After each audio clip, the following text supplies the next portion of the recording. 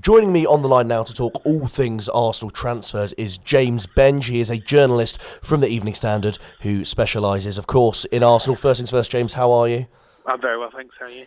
Good, thank you. Thank you very much for joining us. Of course, the news dominating Arsenal transfers at the minute is the whole Sanchez Mkhitaryan swap. To your knowledge, I mean, is that likely to be confirmed in the next kind of few days, few hours? I mean, what's the kind of time frame on that? Would you say? Well, certainly the expectation is it will be confirmed. I mean, as we speak on Monday evening, it will be confirmed. I think both sides hope in the next 24 hours or so.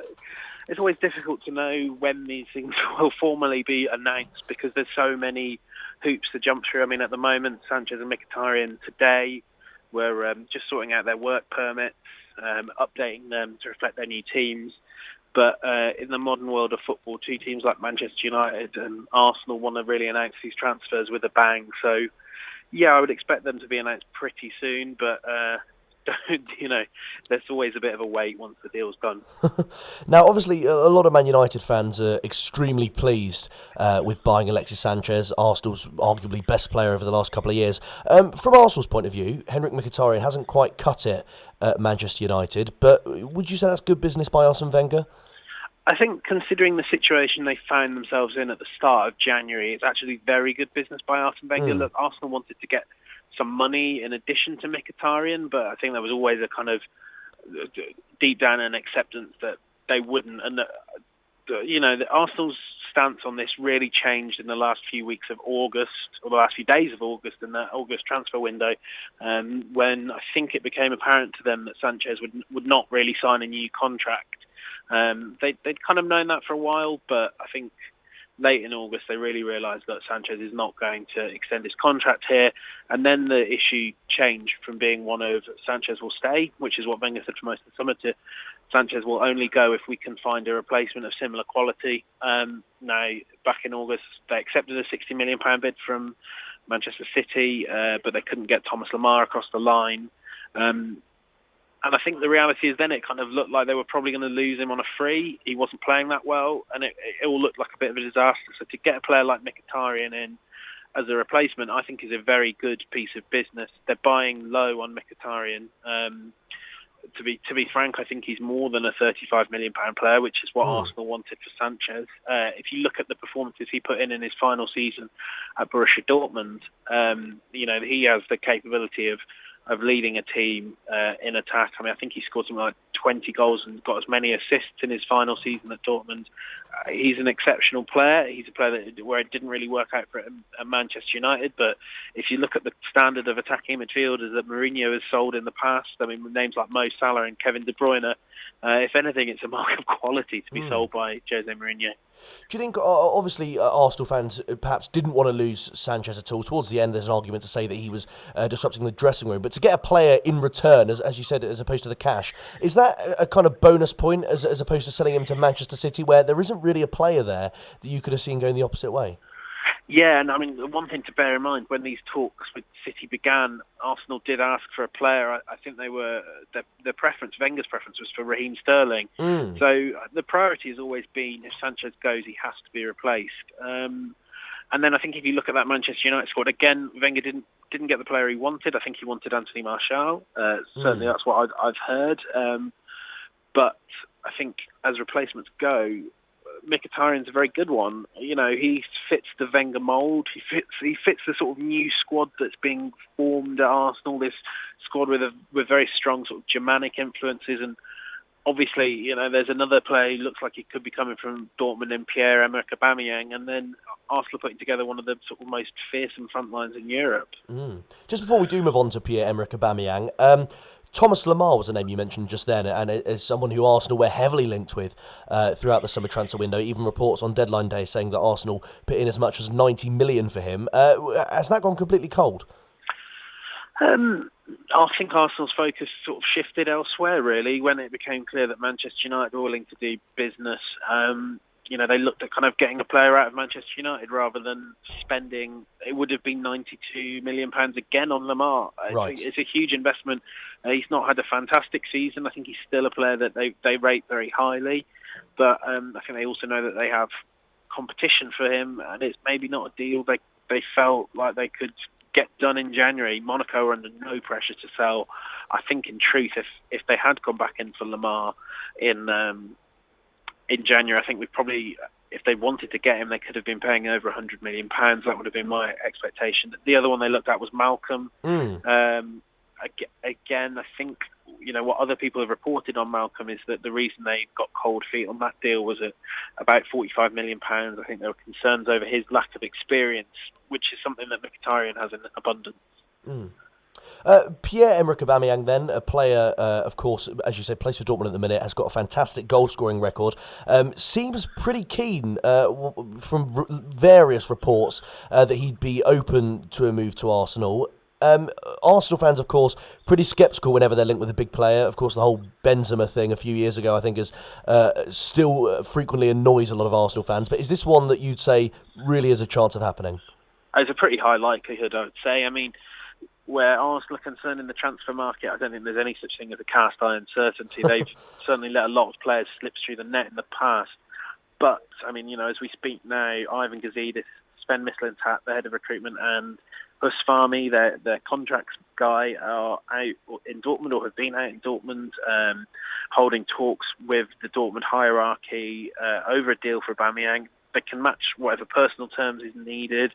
Again, there's reports of a 3.5-year contract. And I think it's a deal that both sides are showing a willingness to get done. Just as I was joining on the phone now, I think Peter Stöger, the head coach at Dortmund, said he wanted a deal done tomorrow. Really? I wouldn't expect anything to move that quickly because it's a complicated deal.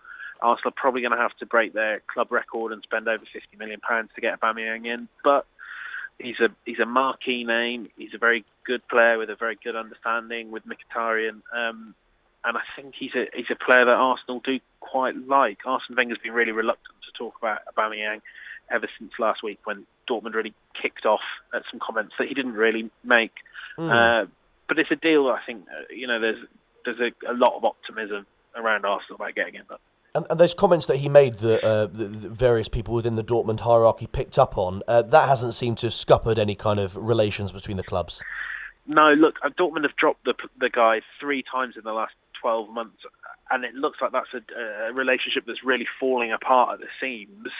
And in some ways, Arsenal are, kind of the only real club. I mean, Arsenal are the only real club that seem to be in for him, which I do think kind of suggests there might be some issues around kind of buying a 28-year-old whose main asset, his main weapon is pace. But I mean, look, a lot of this is, as transfers go, this is being conducted very publicly, certainly from Dortmund's end. And I think Arsene Wenger said he sort of thought that those comments were a negotiating tactic because Arsenal would insist that Wenger was talking in general about players' characters rather than specifically about Aubameyang's character. It's a negotiating tactic. I mean, so much of these sort of public comments are about driving the best price for a player. But yeah, it's not really derailed the deal at all. Moving on to other transfer links who aren't attackers, Johnny Evans is a name that's been kind of branded about by Manchester City and Arsenal. Is that still a possibility, would you say, for Arsene Wenger? I think it's unlikely to happen. That's gone quite cold of late, the rumours around that. I think West Brom would be quite keen to sell him because if they go down, I think they only get £3 million from him. That's what's been reported in some places. So I think at the moment the real priority is on getting Aubameyang and Mkhitaryan through the door. If you look at, by the time those deals are done, you're talking sort of late January, and there may not be time to really push for another deal. And look, if it comes down to a straight fight between Arsenal and Man City, Arsene Wenger's already admitted that they won't be able to match the money that's on offer at City.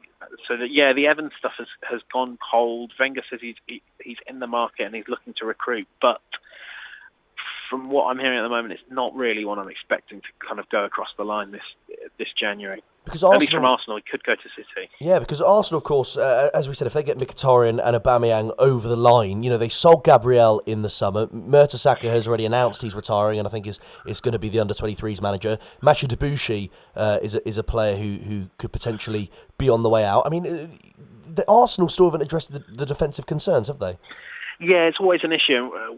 I think the big problem is about fitness, because I personally think they've got three very capable defenders in Monreal, Mustafi and Koscielny, and I think that Chambers and Holding are worthy of backup roles. But of those, Monreal's getting old, Koscielny has an ongoing Achilles problem that basically has to be managed on a daily basis, and he's not really someone you can rely on. And I think, I personally am a huge fan of Per Mertesacker, both as a leader of the dressing room and as a player, but it's pretty clear that he's, he should have retired last summer.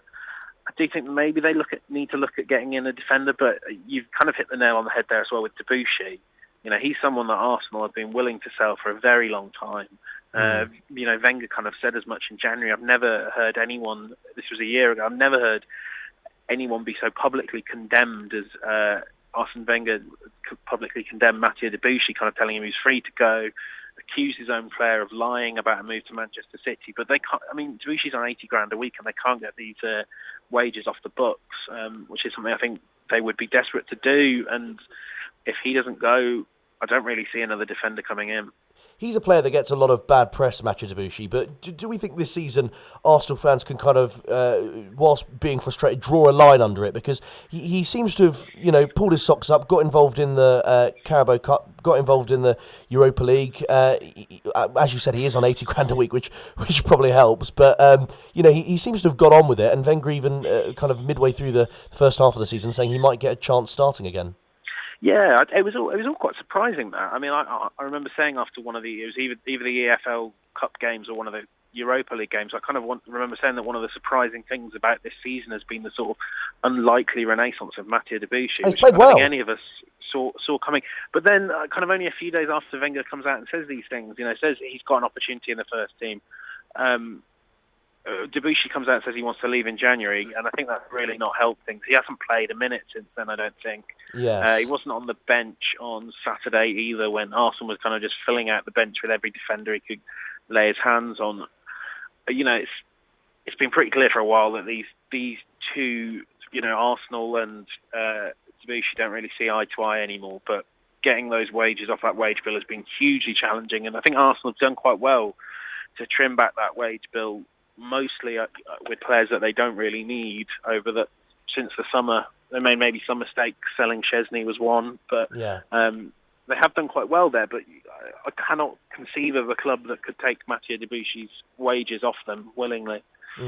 Away from transfers now, and again onto contracts. Jack Wilshere and Mesut Ozil out of contract at the end of the season. Of course, they're free to talk to any clubs, or Arsenal can sell them for a kind of a fee now.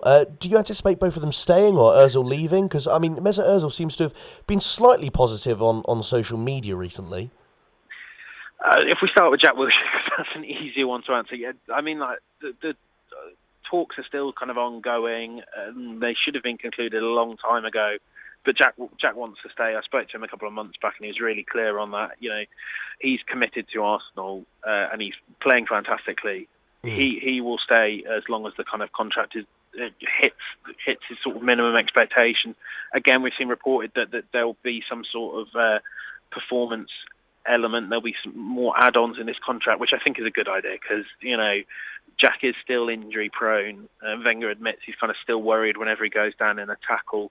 But yeah, there'll be agreement relatively soon. I thought Wenger said in December that it will be in January, and we're now getting towards the end of January, and I suspect we'll hear quite soon that it had to wait because of all these transfer talks involving Mkhitaryan and Aubameyang. So we may well, I suspect, be waiting till February before we get an answer. I could be wrong there. I've got no inside information on that. But Jack will stay. As for Ozil, it's a very difficult one to read. Everything I've heard from people not a million miles away from his camp is that he really loves living in London. I'm sure everyone knows, if you look on social media, he spent a lot of money doing up his house in Hampstead. He's very happy in Hampstead. And I think my gut feeling on it is he's looking for a reason to stay. Arsenal are willing to pay him a lot of money. My colleague James Ollie and Simon Johnson reported today that I think they hope that the Aubameyang and Mkhitaryan deals will kind of be a show of ambition to convince him to stay. If Arsenal don't make the Champions League, it could be difficult to convince him to sign his last big contract at Arsenal. My feeling on it is he's looking for a reason to stay, but if he's not in the Champions League and someone like Juventus, Manchester United, if they come calling, he may well find it really difficult to say no. He's very good at managing the message around his contract. I think he probably would like to stay, but at the moment I'm not entirely convinced Arsenal are doing enough on the pitch to make him want to sign his last big contract at Arsenal. Moving on to another player now, Kolasinac is someone who, obviously in the Bundesliga team of the season last year, a lot of Arsenal fans seem to have fallen in love with him pretty early on, but he's been left out of the team recently, I know due to injuries, but he was dropped for a time for Ainsley Maitland-Niles, who isn't a natural left-back. Is there some sort of feud there, do you think, with him and Wenger? I don't think it's anything as serious as a feud. I think there are a few sort of specific issues within his game that have convinced Wenger to take a look at Maitland-Niles, who, it's worth saying, has played outstandingly well when called upon. I mean, last season I was kind of convinced that Maitland-Niles was nothing all that special, and this season I've been made to feel like an idiot because he has been excellent.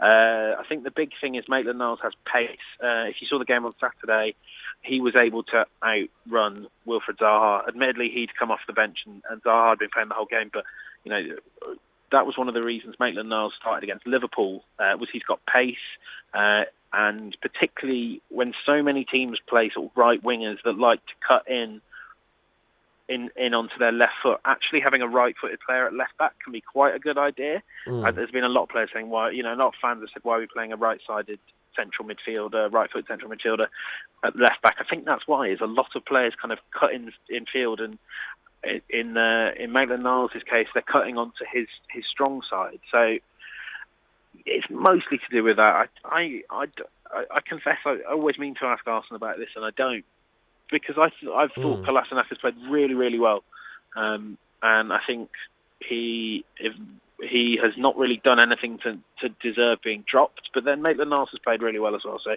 it's a tough one to call. Moving on to Wednesday, massive night for Arsenal, of course, in their second leg of the Carabao Cup against Chelsea. How important is this game? And will Arsene give... obviously Ospina is someone who's featured quite heavily in the Cup. Will he keep his place? Will a lot of the other players in the Carabao Cup keep their place? I think he'll be a sort of a similar-ish team to the one that played at Stamford Bridge a couple of weeks back, when I was sat right in front of Arsene Wenger, yes. Actually, oddly enough. And I think he will mostly name quite a strong team. I think Mesut Ozil might come in. Ospina will play in goal. But I certainly don't think any of the kids that played in the earlier rounds, the likes of Reece Nelson, will really be given much of a chance to feature. It is a really important game, though, because Arsenal have basically only got two more competitions that they've got anything to play for in the EFL Cup and the Europa League. I think most Arsenal fans a few years ago would have said they're sort of Mickey Mouse trophies that aren't worth winning, but how the mighty have fallen, I guess. And of course, Wenger's never won the League Cup. Yeah, I don't think he really minds too much that he's never won it, though. James, thank you very much for joining me.